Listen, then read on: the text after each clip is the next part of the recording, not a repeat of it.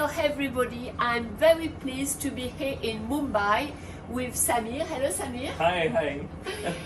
Samir is the founder and the chairman of iTransform company. It's a training and HR company, but I let you introduce yourself. Yeah. So thank you, Cecile, for having this opportunity with you. Very pleased to interact with you. So we are iTransform Group in India. We are into training and development, and we cater to 4 main verticals while creating the skilled manpower for industry, that what she was referring as the HR side, healthcare, AI, foreign languages, and entrepreneurship by itself. Wow, it's impressive. Thank you. So perhaps Samir, the first question is about your point of view about HR in India, the big picture. Can you give us some figures to better understand this wonderful country? Sure. I think when it comes to India, it's number 1 as a populous country across the world, 1.42 billion as a population overall, and I'm very happy a part of Indian in this population, right? But as we go little down and understand the demography, I think we are the most country where variance is the highest. We are having 6 main religions, 28 states, 9 union territories. We have 2,000 languages, 19,500 dialects. So you can imagine the kind of variance we are talking about. As we go down into the population demography analysis, 60% plus population is in the working age.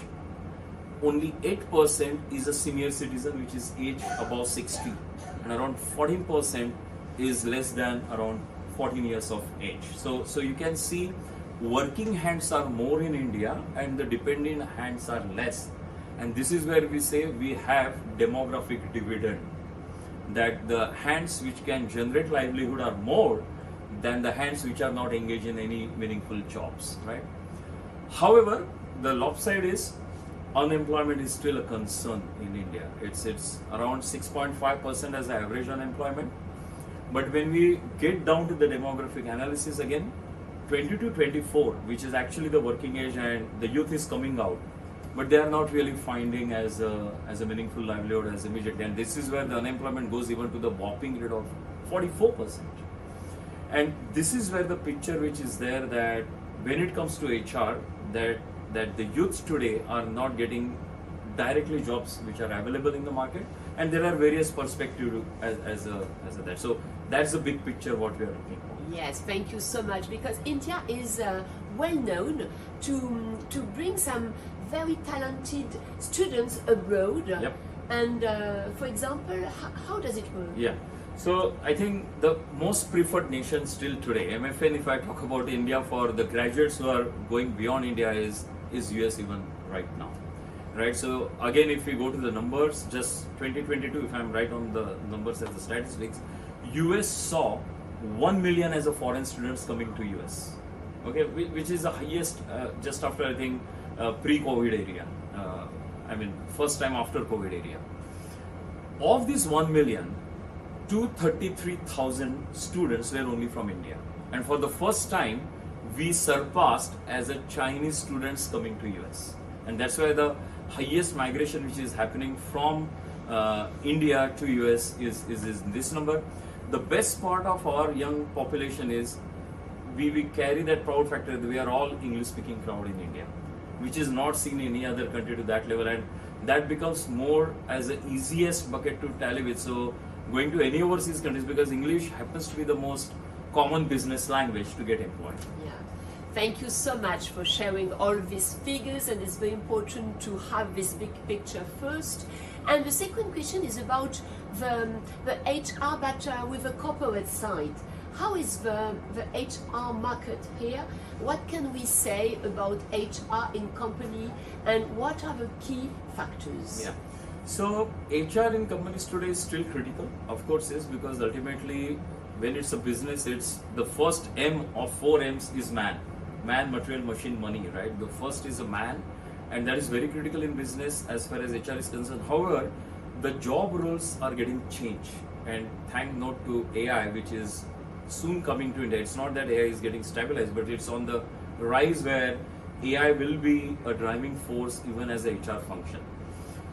the best part of is when we use AI applicability, and where few of the companies have started adoption as a AI as a means, then it allows to get a lot of diversity as a first factor, which is definitely good, because be it a recruitment or selection, the way the data scanning is happening, the way recruitment process is going, I think a lot of focus then comes on only the talent pool as a generation first.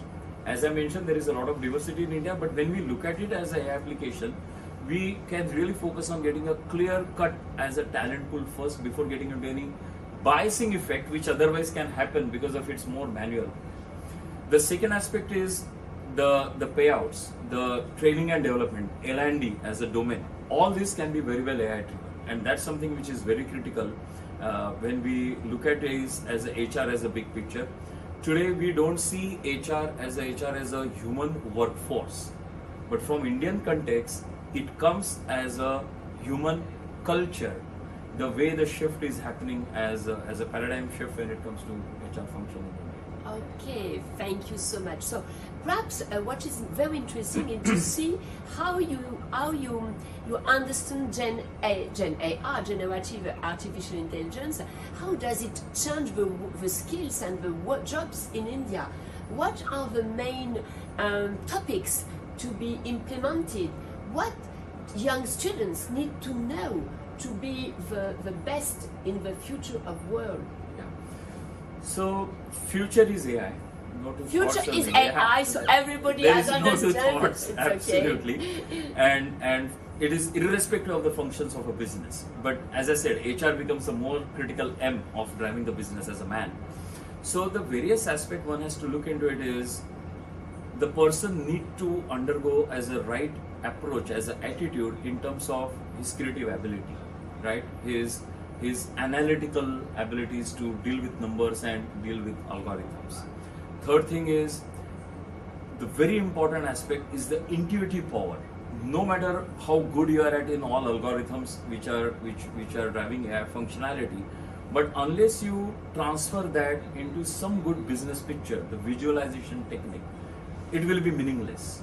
So as a learner, as an AI, this becomes the basic qualities that one has to be analytically very powerful, one has to be very creative, intuitive, visualizing as a right aspect, and these will be the critical assets to become a right, if I use the titles as a right prompt engineer or a right Gen AI as a capable manager. So these are the basic qualities one need to be at as a good at.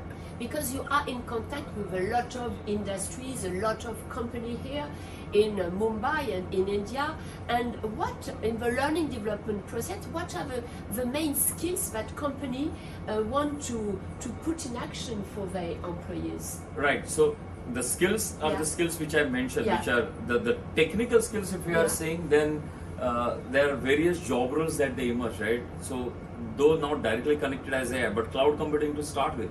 There is a humongous data which is coming out in the system today, thanks to again the technology driving the whole customer engagement process. So it's in terabytes and gigabytes the data is coming out. So unless we give some visualizing effect to this data which is coming out, which helps them deriving the right business modeling, what are the customer wants, what are their needs, how the preferences are getting changed, what is the next innovation what we need to bring in the system as far as my product or services to be offered in this competitive landscape.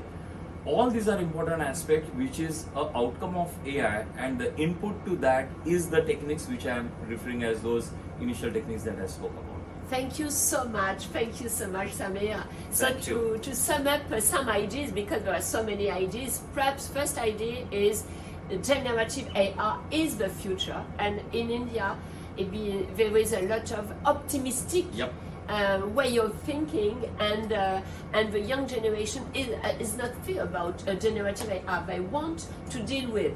So I think it's very important, and we feel in all the interview, and you mentioned that is very important. Second idea is we need people that know mathematics, statistics, maths and stats, algorithm, and the data visualization, and very strong analytics skills. And on the other hand, they need to understand the business. They need to understand the customer. So it's this balance that is very important in the program.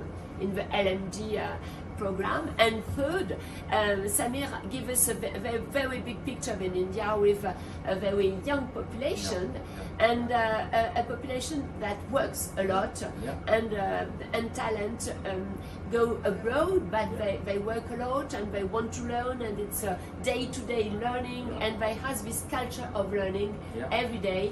And it's very interesting that we see that India and all those companies are very interested in people, in HR, and in AI. Absolutely. Thank you. Nicely summarized. Thanks.